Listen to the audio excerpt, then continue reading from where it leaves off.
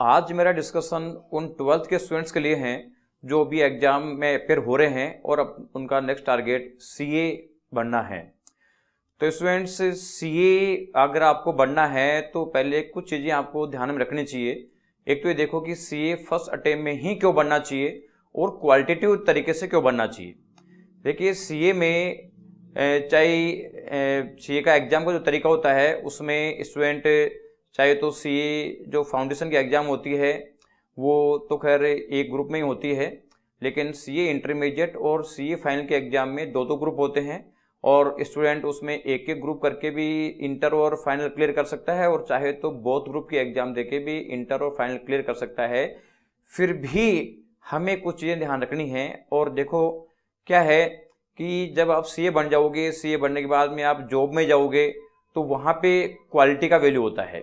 और क्वालिटी कैसे जज की जाती है कि जैसे मान लीजिए कोई स्टूडेंट है वो फर्स्ट रैंक के साथ में सीए बनता है, या मान लीजिए वो टॉप 10 रैंक में आता है, या मान लीजिए कोई 50 रैंक में आता है, तो इन सब का वैल्यू अलग अलग होगा। इवन कोई स्टूडेंट मान लीजिए बोथ ग्रुप की एग्जाम एक साथ पास करता है, उसका वैल्यू अलग होगा। कोई स्टूडेंट मान लीजिए एक ही करके एग्जाम पास करता है, उसका वैल्यू अलग होगा। और कुछ स्टूडेंट ऐसे होते हैं जो अटक अटक के पास होते हैं तो उनका वैल्यू अलग होगा। तो इन सबका वैल्यू एक नहीं हो सकता, सबका वैल्यू अलग अलग होगा। अब जैसे मान लीजिए कोई बच्चा फर्स्ट रैंक के साथ में सीए क्लियर करता है, हो सकता है वो 30-35 लाख के पैकेज में जाए। कोई स्टूडेंट जो टॉप 10 में आता है हो सकता है कि 20 लाख के पैकेज में जाए। जो स्टूडेंट टॉप 50 में आता है वो हो सकता है कि 15 लाख के पैकेज में जाए। जो एक एक ग्रुप कर बहुत ग्रुप एक साथ पास करता है वो 10 लाख में जाए। जो हो सकता है एक एक ग्रुप करके पास करे वो 7-8 लाख के पैकेज में जाए। और जो मान लीजिए अटक अटक के पास करता है वो हो सकता है कि 4-5 लाख के पैकेज में जाए।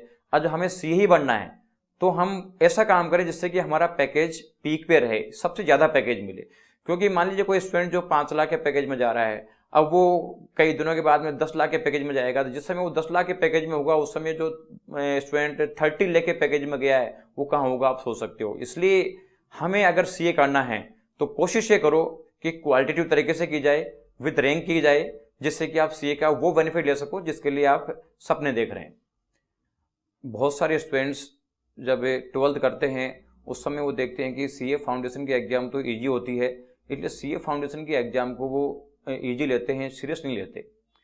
लेकिन हमें देखना है कि सीए फाउंडेशन से ही स्टूडेंट को सीरियस क्यों हो जाना चाहिए। इसके लिए भी सर्टेन रीजन है जो मैं आपसे डिस्कस करूंगा। देखो, सबसे पहले सीए फाउंडेशन का इनिशियल एग्जाम है और इसमें मैक्सिमम सिलेबस 12th लेवल का सिलेबस है।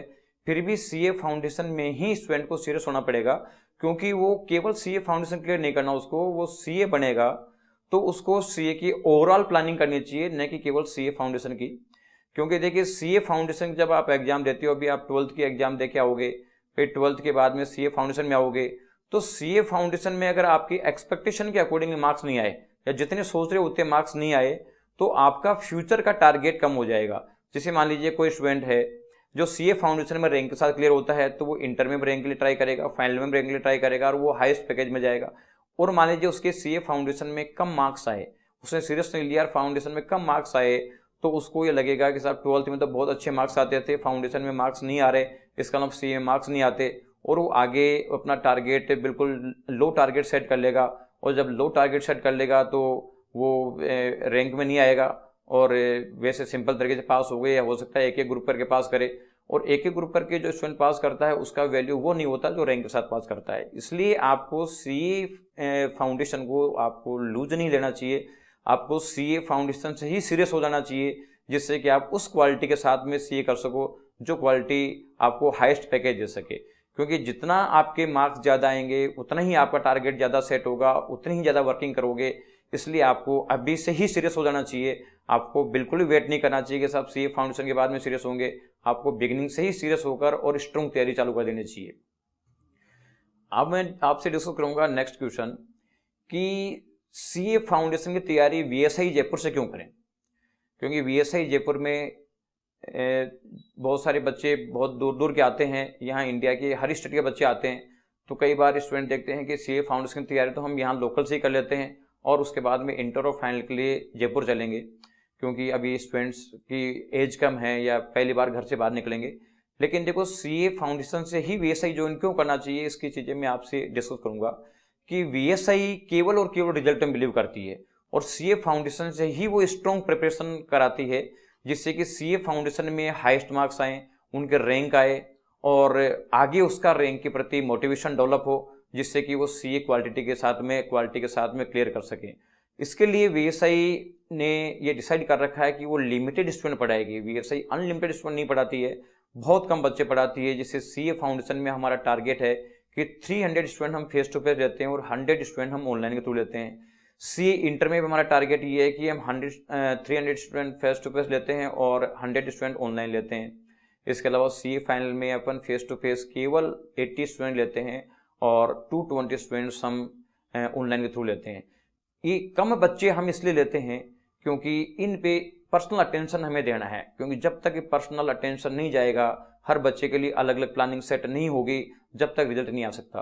क्योंकि एक स्टूडेंट जो फर्स्ट रैंक को डिजर्व करता है उसके लिए प्लानिंग अलग होगी, एक स्टूडेंट जो टॉप 50 को डिजर्व करता है उसके लिए प्लानिंग अलग होगी, जो मान लीजिए पास होने की बॉर्डर लाइन पे उसकी प्लानिंग अलग होगी, और जो मान लीजिए पास से बहुत दूर है उसकी प्लानिंग अलग करनी पड़ेगी। तो हर बच्चे के लिए अलग अलग प्लानिंग होती है, और हर बच्चे के लिए अलग अलग प्लानिंग जब भी हो सकती है जब हम लिमिटेड स्टूडेंट्स को कोचिंग कराएं।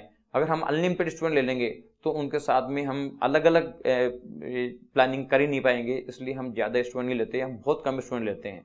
और सीए फाउंडेशन से ही हमारा ओरिएंटेशन ये होता है कि हम स्टूडेंट को सीए फाइनल तक के लिए प्रिपेयर करें। जैसे सीए फाउंडेशन में आज के डेट में 2 पेपर तो होते हैं सब्जेक्टिव जो इंटरमीडिएट और फाइनल की तरह होते हैं, और 2 पेपर होते हैं ऑब्जेक्टिव जो सीपीटी की तरह होते हैं। अब आगे उसको सीए फाउंडेशन के बाद में इंटरमीडिएट में जाना है और फाइनल में जाना है, तो जो सब्जेक्टिव पेपर होते हैं उनको सोल्व करने का तरीका, उनके सोल्व करने की जो ट्रिक्स है वो हम उसको फाउंडेशन लेवल से सिखा देते हैं। तो फाउंडेशन में तो अच्छे मार्क्स आते हैं, और वो इंटर और फाइनल के लिए भी उसका बेसिक फाउंडेशन सेट हो जाता है, बेसिक नींव सेट हो जाती है, तो इंटर और फाइनल में वो अच्छे मार्क्स लाता है। क्योंकि सीए इंटरमीडिएट कई बार स्टूडेंट कहते हैं हमारे इंटरमीडिएट में 3 तरीके के बैच होते हैं, एक तो होता है श्योर सक्सेस बैच, दूसरे होते हैं प्राइम बैच, और थर्ड होता है नॉर्मल बैच। तो हम श्योर सक्सेस बैच में उन्हीं स्टूडेंट्स को एडमिशन देते हैं जिन्होंने वीएसआई से सीए फाउंडेशन किया है। उसका रीज़न ये है कि हमने बहुत सारी चीज़ें उनको पहले से सिखा दी है जो इंटर में हमें दोबारा नहीं सिखानी पड़ेगी, तो वो स्टूडेंट बाकी स्टूडेंट से काफ़ी आगे रहते हैं और उनका रिजल्ट भी बहुत ज़्यादा डिफरेंस होता है। इवन जो प्राइम बैच और जो हमारा श्योर सक्सेस बैच है उसमें भी कम से कम 25-30 नंबर का गैप तो होता ही होता है, चाहे हम कितनी भी मेहनत करें उसके लिए 30 मार्क्स का गैप तो लगभग आता ही आता है। दूसरा होता है हमारा प्राइम बैच। प्राइम बैच वो बैच हैं जो एग्ज़ाम ख़त्म होते ही स्टार्ट हो जाते हैं, और उसमें हम outside other than VSI students को लेते हैं। और कई बार स्टूडेंट्स आता है, बाहर के स्टूडेंट आते हैं, कहते हैं साहब प्राइम बैच में एडमिशन, ये श्योर सक्सेस बैच में एडमिशन दो आप हमारे को। तो हम उनको इसलिए नहीं दे पाते क्योंकि उनको श्योर सक्सेस बैच के लिए हमने फाउंडेशन से तैयार कर लिया था, बहुत सारी चीज़ें हमने पहले ही सिखा दी थी, तो वो उनको सिखानी नहीं पड़ेगी। अगर हम उन बच्चों को जो आउटसाइडर्स हैं उनको भी श्योर सक्सेस में ले लेते हैं तो वो चीज़ें हमें दोबारा सिखानी पड़ेगी, उतना टाइम हमारे को रहेगा नहीं। इसके बजाय हम और उसको आगे की तैयारी करवाएंगे तो हमें ज़्यादा बेनिफिट देगा, इसलिए हम उनको प्राइम बैच में लेते हैं, प्राइम बैच में लेके फिर प्रिपरेशन करवाते हैं। और थर्ड टाइप के बैच होते हैं नॉर्मल बैचेज, जो जब फाउंडेशन का रिजल्ट आता है उसके बाद जो स्टूडेंट आते हैं उनके लिए अवेलेबल होता है। इसलिए वीएसआई स्टूडेंट में जो श्योर सक्सेस बैच है, तो श्योर सक्सेस बैच में एडमिशन जब ही मिल पाएगा जब वो वीएसआई से उन्होंने सीए फाउंडेशन के एग्जाम किए हैं, क्योंकि बहुत सारी चीज़ें हमने पहले सिखा दी है, तो आगे बाकी स्टूडेंट के मुकाबले में 30 मार्क्स के आसपास तो उनको आगे रखेगा।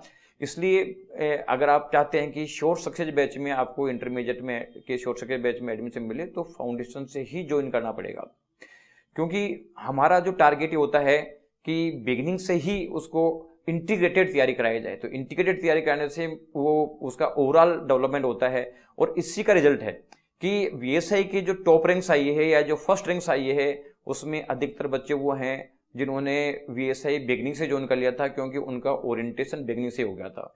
सबसे पहले हमारा जो फर्स्ट स्टूडेंट जो फर्स्ट रैंक आए थे निखिल पोदार, निखिल 2012 में ये इंटरमीडिएट तक सीए आईपीसीसी का ऑल इंडिया फर्स्ट रैंकर था, एवर हाईएस्ट मार्क्स के साथ में।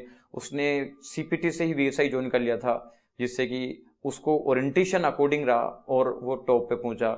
इसके बाद में मई 15 में जो तन्नू गर्ग और गुंजन गर्ग जो ऑल इंडिया फर्स्ट रैंक और सेकंड रैंक आए थे सी इंटरमीडिएट में, वो भी सीपीटी से ही वीएसआई के साथ थे। तो CA CPT से ही उनका ओरिएंटेशन पूरे CA की प्रति हमने सेट कर दिया था, पूरा नजरिया चेंज कर दिया था। उससे का रिजल्ट रहा है कि उस टाइम में ऑल इंडिया फर्स्ट सेकंड के समय 7 रैंक आई थी। इसके अलावा देखो जो अभी latest all India first rank आया है VSI का CA फाइनल में, अतुल अग्रवाल CPT से ही VSI के साथ था। CPT में उसके 186 मार्क्स थे, हालांकि उसके 12th में 84% के आसपास मार्क्स थे। बहुत ज़्यादा इंटेलिजेंट स्टूडेंट नहीं था, लेकिन ओरिएंटेशन उसका शुरू से इस तरीके का हो गया था कि CPT में 186 मार्क्स आए, ये IPCC में उसकी 23rd रैंक थी, और उसी ओरिएंटेशन के बेसिस पे कि बहुत सारी चीज़ें पहले सीख चुका था, CA फाइनल में ऑल इंडिया फर्स्ट रैंक पहुंचा। तो ये जो सब चीज़ें हैं वो VSI का पूरा बेनिफिट जब मिलेगा जब आप बिगिनिंग से यानी फाउंडेशन से VSI को ज्वाइन करें और CA एग्जाम टॉप करें और अपना नाम एस्टेब्लिश करें।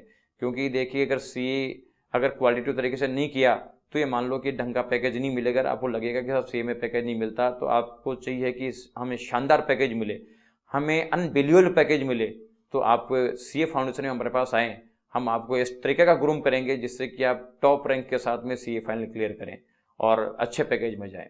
तो आप अभी से अलर्ट रहें और डिसीजन सोच समझ कर लें जिससे कि आगे आपका भविष्य शानदार बने।